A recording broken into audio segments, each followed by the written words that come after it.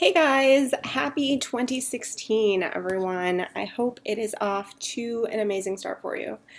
End of last year I made some videos. I wasn't sure what the reception would be on those. I didn't even know if anyone would watch them. A lot of people have left some very nice comments. Thank you for that. And when I meet an ex-witness for the first time, I always wonder about two things. I wonder about how they came to leave, and if they don't believe it, I wonder about how they woke up. So I've decided that I'm going to make two videos. I'm going to cover that. This video, I'm going to talk about when I got disfellowshipped, and then I'm going to do another video and talk about how I woke up. So, the disfellowshipping. If you watched my last video, I'm sure you could take a wild guess as to why I got disfellowshipped. I was dating someone I had worked with, figured that we were in love, figured that we were going to get married someday. Also, at this time, I was sort of questioning some of the things I had been brought up to believe, sort of trying to figure out what my own moral code would be, what morality really was for me, because if you are a witness, you're not allowed to have your own moral code. Your moral code is dictated by men in New York for you. You're not allowed to come up with your own sense of what's right and wrong. Also, Jehovah's Witnesses claim to have absolutely everything about the world figured out, and I was starting to doubt that they really had all those answers.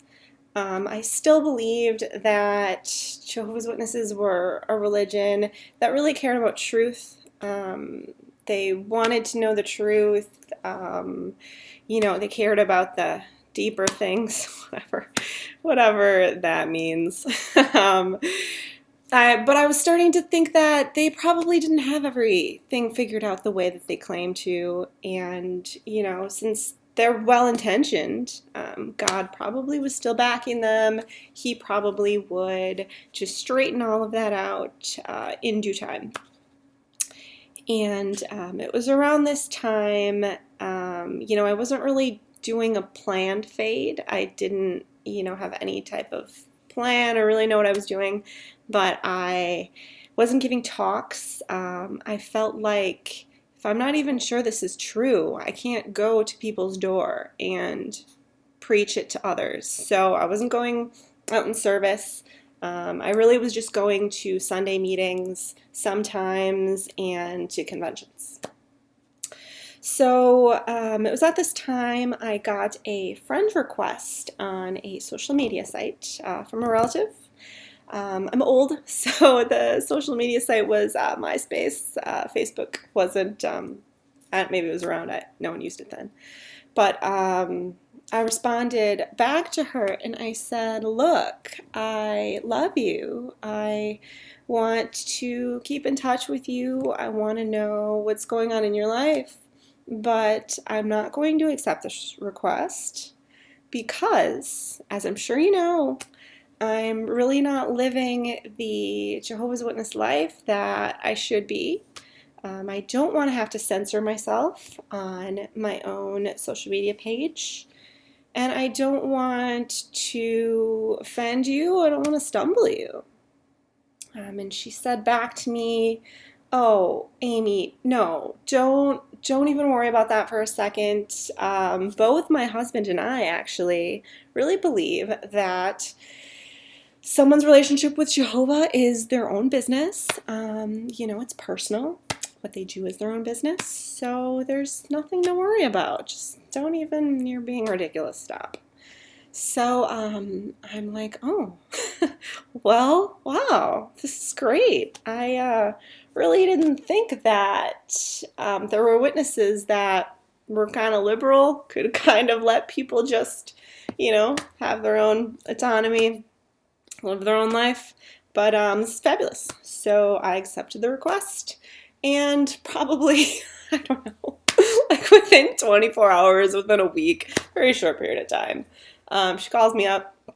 She says, Amy, I saw something on your page, and I think that you committed a very serious sin. I don't think you're a virgin. And what's going to happen now is you are going to call up the elders. You are going to meet with them and explain everything to them. Otherwise, I'm going to call them up and I'm going to explain exactly everything that I think you're doing.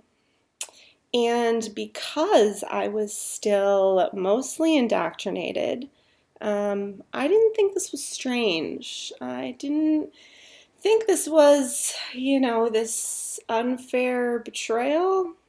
Don't get me wrong, I was a little upset. I was scared because I knew what this meant. But I figured that this is the way it's supposed to go. This is what happens when you are young. You dedicate your life to Jehovah. You get baptized. Doesn't matter if you are not even old enough to drive a car, have no responsibilities because you're not an adult yet.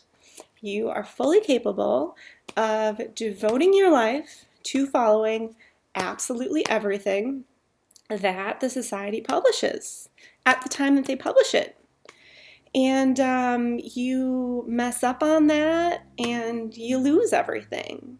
You lose everything in life that is valuable to you. That's just what happens. You should have known that going into it. So, on my own kind of moral journey exploration, I really didn't think that what I did was wrong. I didn't feel that it was this horrible sin worthy of everlasting destruction. But I did think that lying was wrong.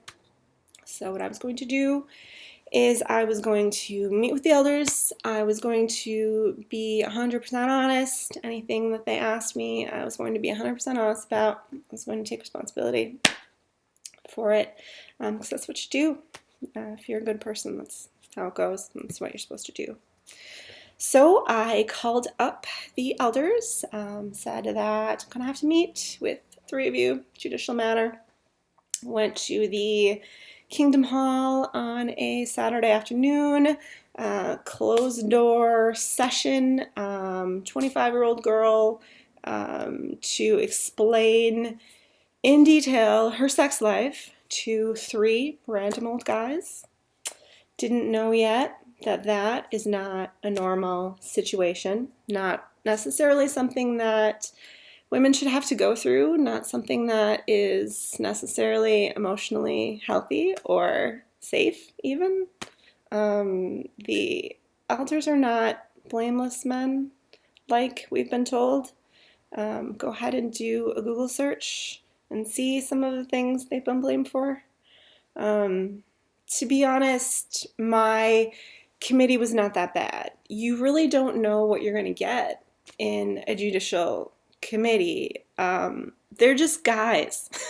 You could get ones that are perverted jerks, ones that are completely determined to do some type of slut shaming. You could really get anything, or you could get, just kind of benign, older, harmless, clueless people. And I think I got the latter, which is pretty lucky. Not every girl gets that. Oh man, it was really quick. The meeting took much less time than I thought it was going to. I explained my sin. They said, would you do it again? I said, yes, I would. If I'm in another committed relationship where I feel loved and respected, yes. And they said, turn to, what scripture was it? 1 Corinthians 6:9.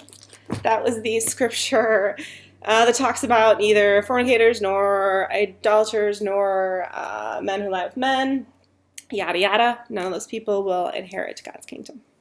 They said, what do you think about that scripture? And I said that I don't think all of those things should be grouped together. I don't think they're all equally as bad. There's no way that two consenting adults having sex, whether they're of the same gender or of different genders, there's no way that that causes as much suffering as adultery does. I mean, with adultery, you are betraying someone. You're betraying your word, betraying their trust. You're hurting them. There's no way that that's all the same. And they just kind of shook their heads. I don't know if they didn't know what to say or if they just figured that it's not even worth their breath. This girl is too far gone. Let's just get this meeting over with. So they asked me to go wait outside. Got up. I feel like when I turned my back, one of them probably did like, and the others were like, oh yeah. The deliberation was a few minutes. Everyone knew it was going to happen. They called me back into the room, told me that I was disfellowshipped. I shook their hand. I walked out the door of the Kingdom Hall, and my dad was in the parking lot. I don't know if he had some type of elder business that he was doing on that day, or if he was waiting around to see what had happened to me. But he came up to me and he said, what happened? And I said that I'm disfellowshipped. And now, during the committee meeting, nothing really got to me. I was very calm through the whole thing. But telling this to my father, I just started bawling. That I lose my family now. He put his hand on my shoulder and he said, you have to tell your mother, and you can always return to Jehovah. And that's another thing that, upon reflection, isn't normal. That's not what people want. Remember being younger and hearing that when my aunt left my uncle, he told her that it's too late for me, but you can always return to Jehovah. And everyone thought that this was such a loving thing that he said to her, and what a wonderful thing to say. And, in reality, maybe she wanted to hear that she still would have no problem seeing her daughter. Maybe returning to Jehovah was not the most important thing she needed to hear at that time. It wasn't what I cared about either. I was bawling because I knew that I would never again be invited to a family dinner. I would never be welcome in my parents' house. I can't call them up, talk about life, about anything really. That time was all over. So that's pretty much the story. I am not really sure who all watches these videos. I know that ex-witnesses do. Hi, ex-witnesses. You guys are awesome and supportive, and I appreciate that. I know some trolls watch. Hi to Warrior Prince, Batman, anyone else out there.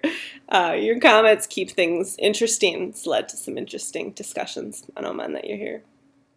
But one group that I really hope watches these videos are questioning witnesses. I hope that someone might come across this video that might be facing a judicial committee in their future. And if they are, I want them to take away a couple of things from my story. I want them, first of all, to realize that disfellowshipping, the judicial committee process, it's not about what you've been told by Watchtower that it's about. It's not about keeping the congregation clean. I wasn't associating socially really with witnesses. I was barely freaking going to meetings. Wasn't going door to door. claiming to be a Jehovah's Witness. I certainly wasn't expressing doubts to other witnesses and trying to, divide the congregation or corrupt it or anything like that. It wasn't happening. Also, it's not about the wrongdoer. There really was no attempt to correct my thinking. Um, they just, they got me on something and I was out. And when you're starting to doubt stuff, when you're starting to question things, they have to get rid of you. They don't want to take any chance that you could communicate any of these doubts to any other witnesses. They have to keep the iron grip on witnesses' minds at all times. It's about the power. That's always what it's about. Doesn't mean, though, that they always have to have power over you. If you still kind of believe that the Watchtower is correct, but you're watching these videos, I already know that you have enough intelligence to know that there might be something going on here that you need to know about and you need to investigate for yourself. And I also know that you have tremendous courage because you're overcoming years, decades, a lifetime of phobia indoctrination to try to keep you from listening to an ex-witness, from doing secular research, any of that. And you're doing it, which is fantastic. So that's it for now. If you are interested in how I discovered that I was naive, I was lied to, I was deceived by this religion, and really all is a pile of crap. Stay tuned for the next video. Thank you.